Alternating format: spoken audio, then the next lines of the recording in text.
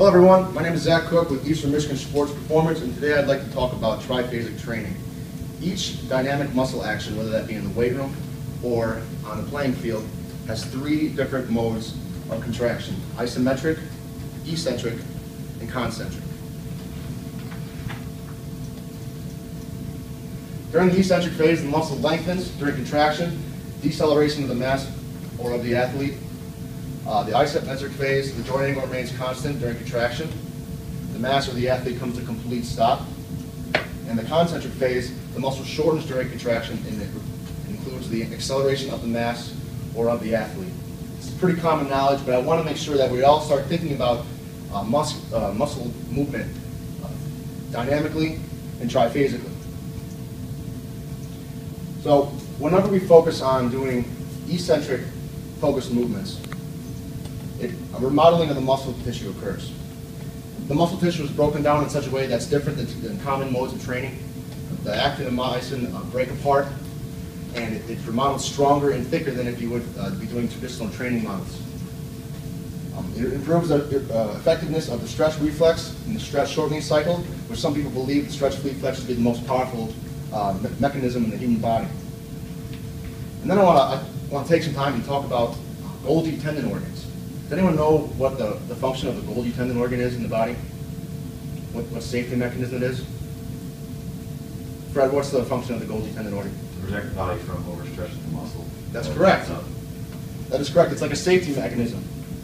But some people actually believe that it's like an overprotective mother. In fact, the Golgi tendon organ itself can inhibit up to 40% of maximal force production before any serious muscular damage occurs. So one of the principles of training the eccentric phase is to kind of tone down the Golgi tendon organ, not turn it off obviously, but turn it back slightly so we can get more out of our muscles and have them not hold us back to some degree. Does that kind of make sense? We're thinking about the isometric phase of training. It focuses on improving the rate between eccentric and concentric contractions. This is done by improving motor unit recruitment and rate coding. Basically what these two things mean is it improves the number of motor units that they can recruit in the muscle. It also improves the rate of how fast they can switch from each neural pathway. Eccentric and concentric contractions are two different neural pathways, two completely separate neural pathways, and by focusing on isometrics in our lifts, we can improve the rate at the transition between eccentric and concentric, flipping the switch between neural pathways. And I'll be speaking about concentric phase training a little later in the presentation. Now I want to take time to talk about shot putters, Ben and Tommy. Tommy was your average college shot putter. Throw the shot put just under 50 feet consistently, nothing too spectacular. But Ben, on the other hand, was a beast. Ben could throw the shot put over 65 feet. He was a world-class athlete. And what's interesting about shot putters, Ben and Tommy, is that nothing stood out to the coaches about why Ben is a beast and why Tommy struggles. Nothing stood out in the weight room. Nothing stood out in the ring. The track coaches, they had almost identical numbers in the weight room. They had the exact same bench max, which is interesting because you can see the transition from the bench into the shot put motion. It makes a lot of sense, but it doesn't make sense that they would throw so much differently. So, a study was done on shot putters Ben and Tommy to measure their rate of force development, how quickly their muscles can produce force in a given amount of time. The method for measurement was a banded bench press. 50% of their max was, they both had a max of 415, plus 90 pounds of band tension at the top of the movement. Does that make sense? So as they go through the motion, at the top of the motion, they'll be pushing roughly 70% of their max. The band was there to make sure that they could have a maximal concentric contraction throughout the entire range of motion, so they wouldn't have to decelerate the bar at the top. Otherwise, you'd see that shake. Does that make sense? They'd have to decelerate their contraction in order to stop the bar. So the band was there to increase the resistance through the range of motion. And then the bench press was hooked up to a force measurer. It measured power in watts and time in seconds, and this is what they found. Here's my laser pointer. Here we go. This V right here and this V is the actual contraction. I want everyone to ignore everything to the left of this laser and to the right of this laser. This right here is really where the rep occurred. The athletes were instructed to lower the bar to their chest, not bounce. That's important. They did not bounce during this movement. It's important because that would obviously skew the data. This line here is the eccentric portion, the lowering. This point of the V's is the isometrics, and this right side of the V is the concentrics. Can anyone tell me what the big difference is between here and why it might matter? Anyone? Coach Mack? How fast? Sean? That could change triphasically faster between eccentric and concentric. That's right. Ben could get more force production. He has more potential energy in his eccentric phase because he can lower it quickly and under more control than Tommy could. Does that make sense? He gets more out of his stretch reflex and more out of his stretch shortening cycle than Tommy does, which transitions into a very dynamic and explosive concentric contractions. I always hear coaches talk about how muscles are kind of like rubber bands. In a way, and I understand the thinking behind the rubber band analogy, but to be honest, I don't really like the rubber band analogy because if you think about stretching a rubber band, you stretch the rubber band, hold it for a second, let it go, and it snaps your hand. It hurts, right? It hurts, but does it hurt more if you stretch it and let it go immediately? Not necessarily. At least in my experience playing with rubber bands, it hurts roughly the same, right? I like to equate it to another dynamic movement, like something that most athletes know how to do, like throwing a baseball. When you're trying to throw a baseball as hard or as far as you possibly can, you wind up, pause, and then throw?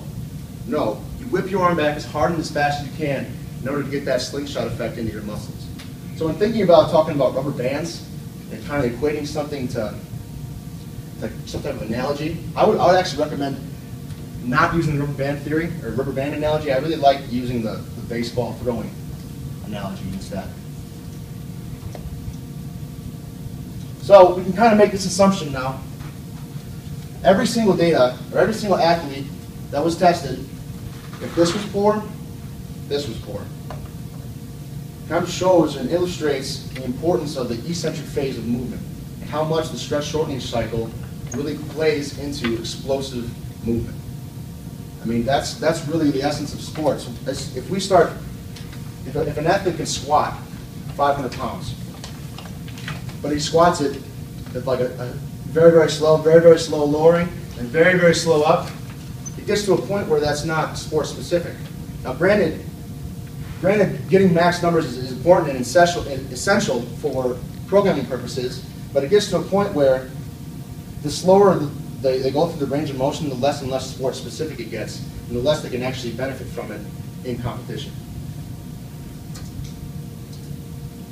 So I want to take the time now to kind of go into how you would coach an eccentric portion of a back squat. I chose back squat specifically because it's kind of a staple in the strength and conditioning world, and I feel like it's one of the lower body exercises you reap the most benefit from.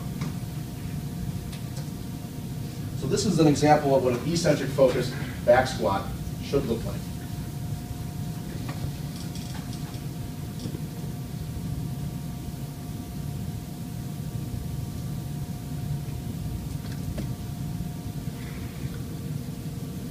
Very slow lowering, sometimes up to even 7 seconds.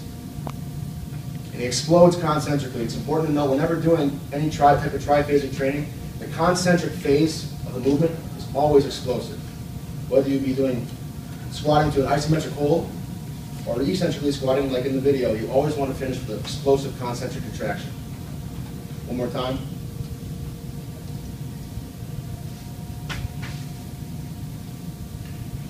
Lowers it slowly. And immediately coming up, he doesn't bounce to the bottom at all. He immediately transitions from an eccentric to a concentric contraction as quickly as he can.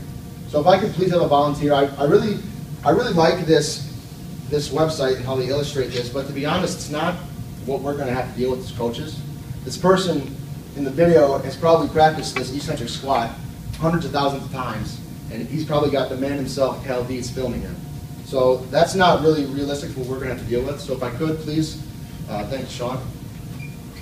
I want to kind of go into what we look for when coaching an eccentric focus back squat.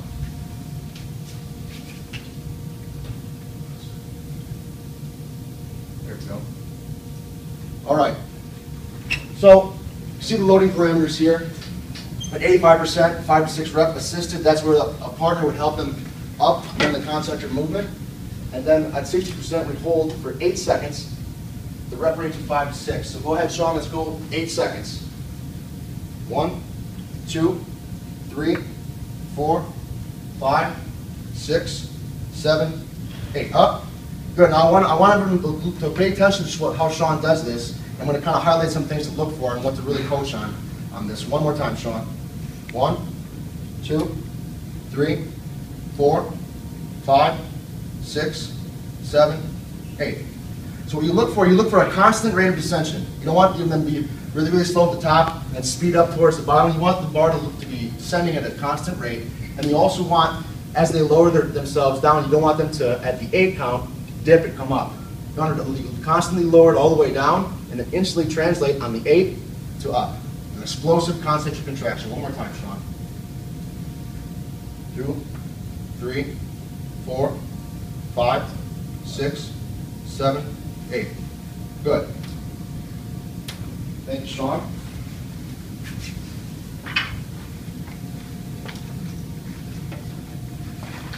Now let's think about an isometric back squat. Thinking about an isometric back squat, you want to lower the weight as rapidly as possible, come to a complete stop, a complete instantaneous stop, and then concentrically explode the bar upward. One more time. Lower quickly, instant stop and come up.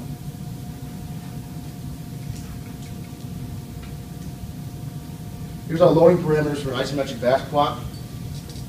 At 85% to 80%, we always want to have someone assisted, having help them up. Again, the focus here is the isometric portion of the movement, not the concentric movement. That's why we offer assistance during the higher loads. And based on the load, we can see the time of isometric contraction. So at 60% per se, we instantly go down, hold for 5 seconds, no movement at all, and then go up for 5 to 6 rests. So could I get one more volunteer, please? Thank you, Garrett. Again, I really wanted to have a live demonstration because it's very nice that we have that resource, that library on the internet, but it's not really what we're going to have to deal with. Whenever you're ready, Garrett. Good. Let's hold it for 5 seconds. 2, 3, 4, 5. Good. One more time. 2, 3, 4, 5. Something to look for now. As he goes down very rapidly, which is good, but at the bottom he bounces slightly. You want to instantaneously stop the bar. If you're trying to bounce a basketball, think about the stretch reflex as like a basketball. If you want to try to bounce a basketball as high as you can, if you want to bounce it on sand or on concrete. You're trying to create a concrete foundation with the isometric contraction, instantaneously stopping the bar deceleration.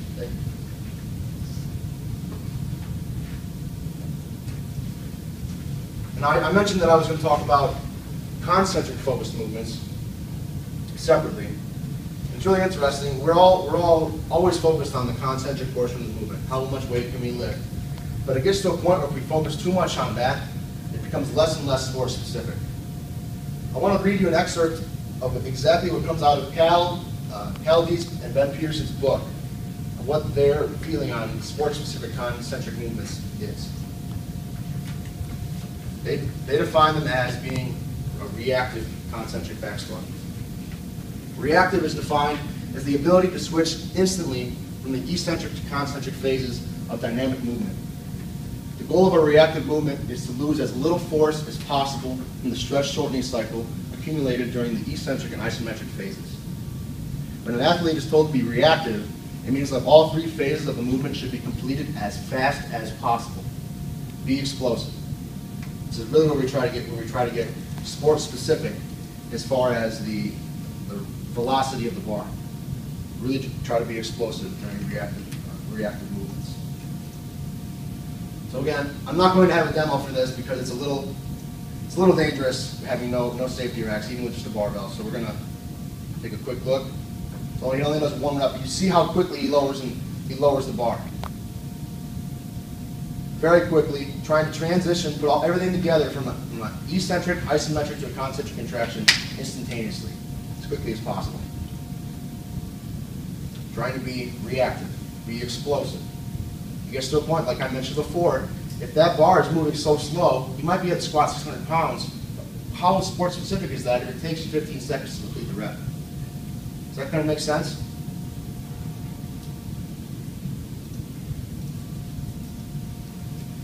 Again, loading parameters.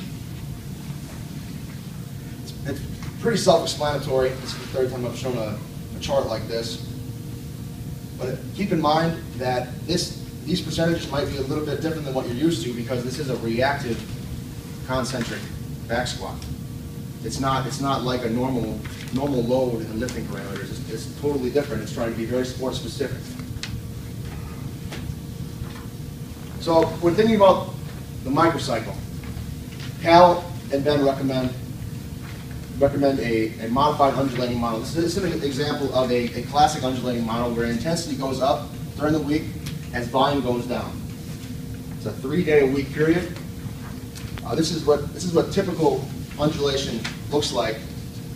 Cal and Ben would recommend when programming something like this, a modified undulating model where the intensity and volume on Monday is relatively moderate. The intensity on the Wednesday is very high, the volume is very low. It's kind of like your go big or go home day. And then Friday, they have the weekend to recover, so we hit them with lots of volume.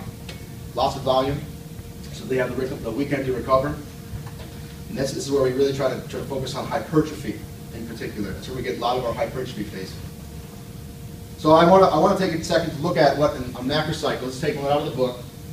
A macrocycle looks like, when thinking triphasically.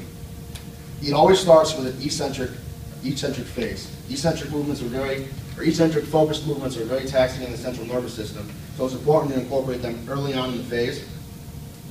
You don't really want to, I wouldn't recommend doing much eccentric focused work in season, just because it is so taxing on the central nervous system and on the body in general. Next, keeping in order, we go with isometric focus. You can see the microcycle there. Medium intensity on Monday, high intensity on Wednesday, and high volume on Friday. Then we have our concentric reactive focused. And then I want to talk about, I wish I had more time to touch on this, but I'm limited on time. I want to take a second to talk about antagonistically facilitated specialized method. It's based on Sherrington's law of reciprocal inhibition, where, for example, if you're doing a quadricep extension. I don't really like quadricep extension machines, but for the sake of presentation, bear with me. Whenever you move your tibia and fibia forward, your hamstring has to contract and relax just to make sure that you don't hyperextend your knee. And once we go into our final phase of training, we also try to train our muscles to relax rapidly as well. Try to train them to relax rapidly as well, and to be quite honest, this is also considered somewhat of an overprotective mother mechanism in the body. If we can kind of detrain, but not eliminate, this reciprocal inhibition to some degree, we can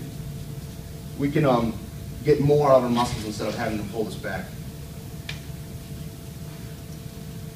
Again, my goal for this presentation really wasn't to go through every little thing that Cal and Ben have put together. This is their book. It's very, very elaborate on the triphasic method. I strongly recommend, if you're interested in something like this, to go out and buy this book. But my goal for this presentation was really for you as coaches to take away some triphasic training principles and implement them into your system right away. I do feel like these principles can be implemented into almost any training system.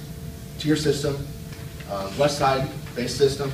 I don't feel like we as strength and conditioning coaches should get so narrow-minded to only do things within our system that we're used to, or accustomed to, because our goal is really to create the best athletes possible, the best athletes for the field. So again, I appreciate your time. If you have any questions, please feel free to ask. Thank you very much. All right, James, go ahead and enjoy, bud.